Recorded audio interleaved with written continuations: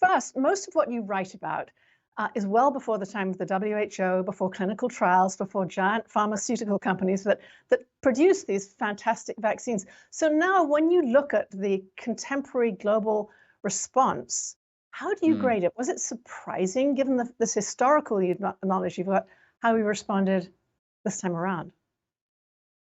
Well, it had elements both of good news and bad news, didn't it? I think actually, it was a victory for scientific enlightenment, as it were, that vaccines were produced so astonishingly quickly, and if the prophylactic capabilities of vaccines to protect you from actually getting COVID-19, or particularly a new strain of mutated virus, then it was possibly a tiny bit oversold. But what was absolutely radically not oversold, and still not oversold, I got my latest vaccination yesterday, was protecting us from the severity of lethal risks and extreme disease, hospitalizations, and all the rest of it. So Act One in when COVID-19 arrived early in 2020, late 19, early 2020, was, the panic and terror, and it was, in New York, I'm sure it was the same in Washington. It was a sort of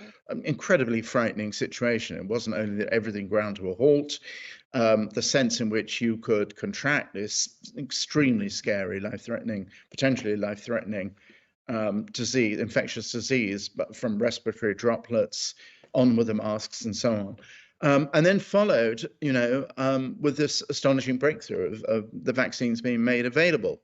So that happened, and measurably successful in preventing the severity of COVID-19. But then Act Two, all the old manic demons came back. I mean, it's famously embodied in the switch by the governor of Florida, Ron DeSantis, who initially, it's convenient for him, he's become such a kind of enemy of vaccination now, convenient for him to forget that he was quite correctly a champion of vaccination during that extreme and rather traumatic time. What was really depressing was that when he thought he could gain political traction by reversing himself, by ending lockdown, and then embarking, as he does now, on a campaign of saying, well, vaccinations are really a plot by sinister governmental authorities, the deep state, to control your daily life. So there in one man, we have the kind of split personality Right. of contemporary human habit, and it's extremely depressing.